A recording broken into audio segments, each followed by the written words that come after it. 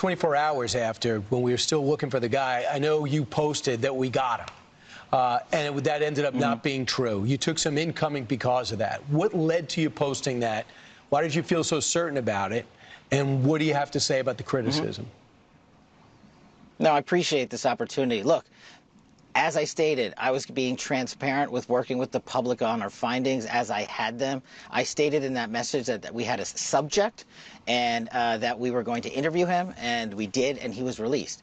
The job of the FBI is not just to manhunt the actual suspect who did the killing or suspects, but it's also to eliminate targets and eliminate subjects who are not involved in the process, and that's what we were doing.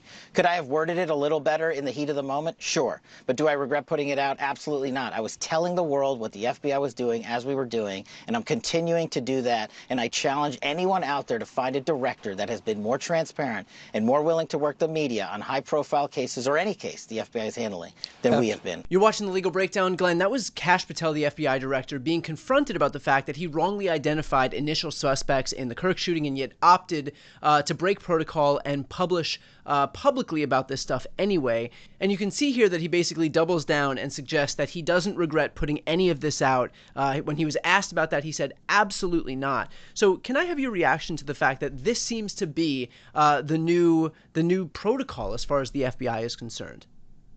Brian, Kash Patel is doubling down on his recklessness and incompetence. You know, nobody can accuse him of learning from his mistakes. And you know, this isn't a simple mistake. This is a mistake that will, I promise you, come back to haunt the criminal prosecution of the actual shooter of Charlie Kirk. But first of all, let me just read what Kash Patel posted that was dead wrong and that was not just reckless, but it was unlike anything any FBI director would ever post, you know, when an investigation is in its infancy. He actually posted, quote, "The subject for the horrific shooting today that took the life of Charlie Kirk is now in custody, period." Brian, let me share with our viewers how that will come back to haunt the criminal prosecution in the event there is a trial rather than a guilty plea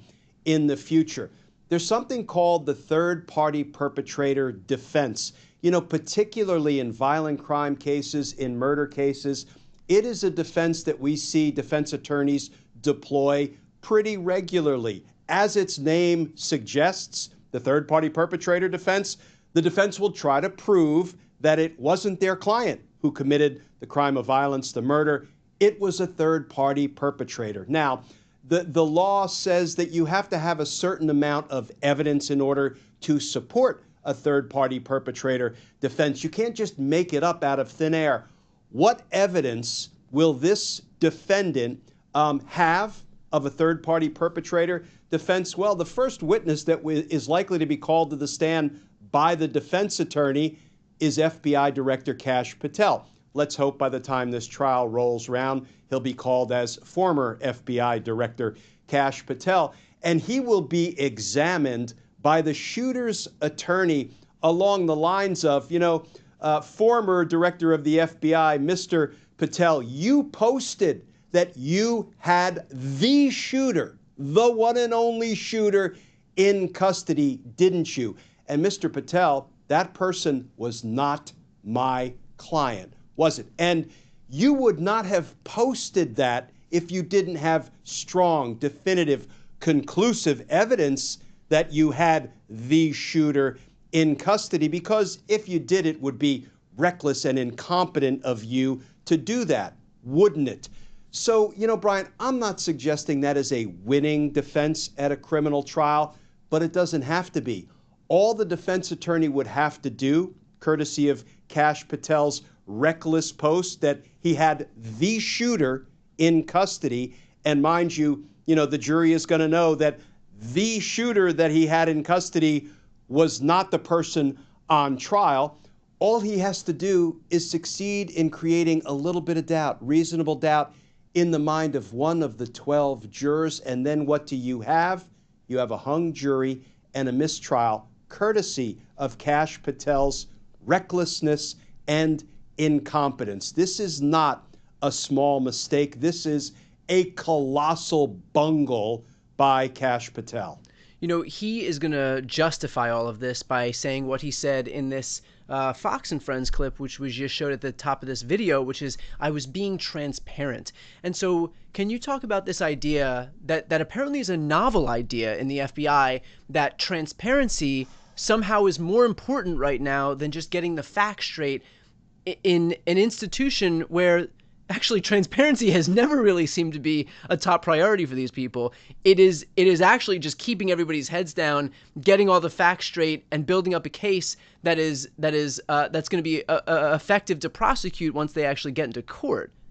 Brian, I am a big fan of transparency in government. They say daylight is the best disinfectant, and I believe that, except during the pendency of a criminal investigation. You know, transparency is the enemy of an ongoing criminal investigation. Why? Because if you begin to put facts in the public square, first of all, you might be dead wrong, which takes us back to Kash Patel. But, you know, also, even if you're right, what are you doing?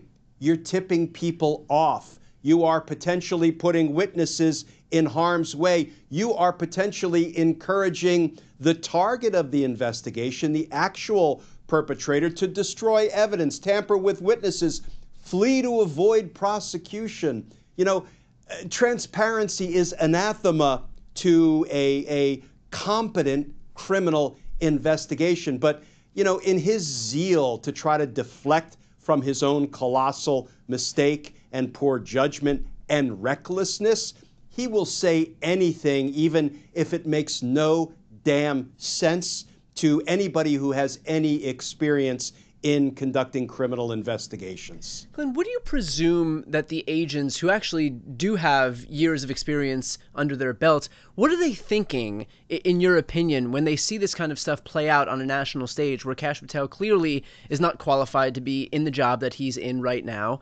And that's, by the way, not just coming from me. I've seen right-wing pundits say the exact same thing while they're watching this whole circus play itself out. But what do you think that the folks whose job it is to continue to operate in a way that the FBI has operated for so long, these other law enforcement agencies to operate in a way that the law enforcement agencies operate, watching this play out?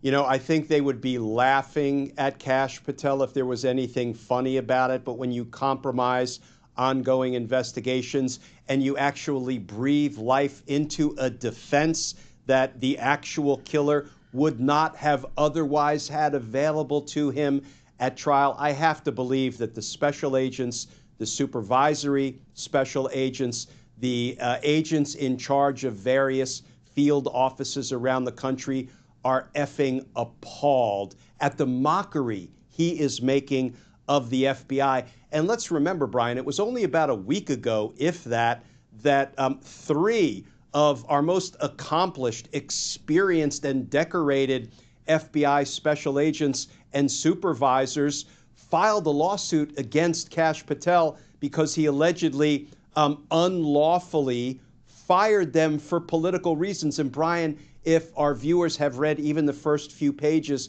of that new lawsuit, they quote Kash Patel in the lawsuit as saying, look, guys, and I'm going to take liberties with the exact language, look, I know that this is a wrongful termination. I know it may be unlawful, and I may be sued and deposed. However, if I am to keep my job, I have to do it because, inferentially, Donald Trump wants you all gone because you worked on matters that involved investigating his criminal activity. You know, I can't wait for that suit to make its way into court. But here is what I'll say about somebody who fires the people that he is supposed to be leading, supporting, and supervising because it might cost him, Kash Patel, his job. You know, I had the good fortune, the honor, and the privilege to supervise, to lead men and women in the Army, men and women at the Department of Justice when I was chief of homicide at the D.C. U.S. Attorney's Office.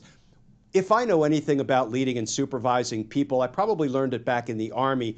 And there are three rules, the three most important rules of supervising people. Support your people, support your people, and support your people. It's kind of the opposite of what Kash Patel did. He fired people admittedly unlawfully because he wanted to retain his job. That is a special kind of evil when it comes to leadership and supervision. Glenn, are you surprised that somebody who is used to kind of performing for the public, this guy's a podcaster, that he's taking what I think you and I would both assume are the wrong lessons, but imbuing kind of his strengths into a job where those strengths are actually weaknesses? Like, can you just talk about this idea that we have a podcaster who's basically doing podcasting as director of the FBI?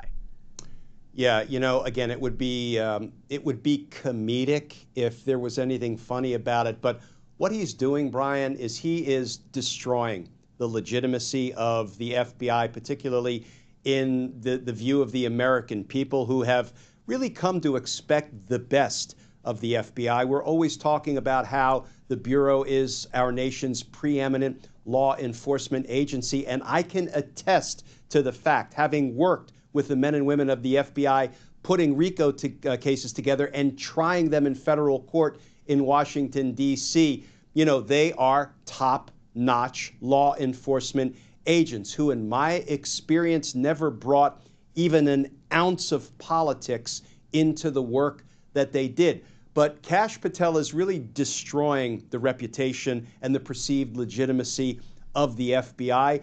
And, you know, there are people who are being wrongfully fired. There are people who are self-selecting, you know, saying, listen, I cannot work for this guy given what he is doing, the way he is tarnishing the reputation of the FBI, the way he's taking agents who should be out there making cases involving counterterrorism, massive white-collar nationwide fraud, sex trafficking of children, and he's having them comb through the Epstein files, figuratively putting, you know, little sticky notes every time Donald Trump's name appears.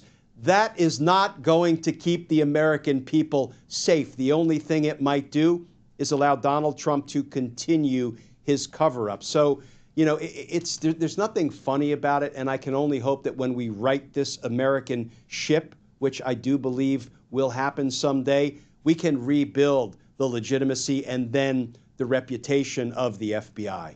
Well, look, we will stay on top of this because I'm certain, if nothing else, that this story isn't going away, and Kash Patel seems intent, hell-bent even, on making himself the face of it, even when he continues to screw up and lose the confidence not just of the left, but the right in this country as well. So we will stay on top of this issue. For those who are watching, if you want to follow along, please make sure to subscribe. The links to both of our channels are right here on the screen. It is the best way to support our work. It is completely free to subscribe, and it's a great way to support independent media. I'm Brian Tyler Cohen. And I'm Glenn Kirshner. You're watching The Legal Breakdown.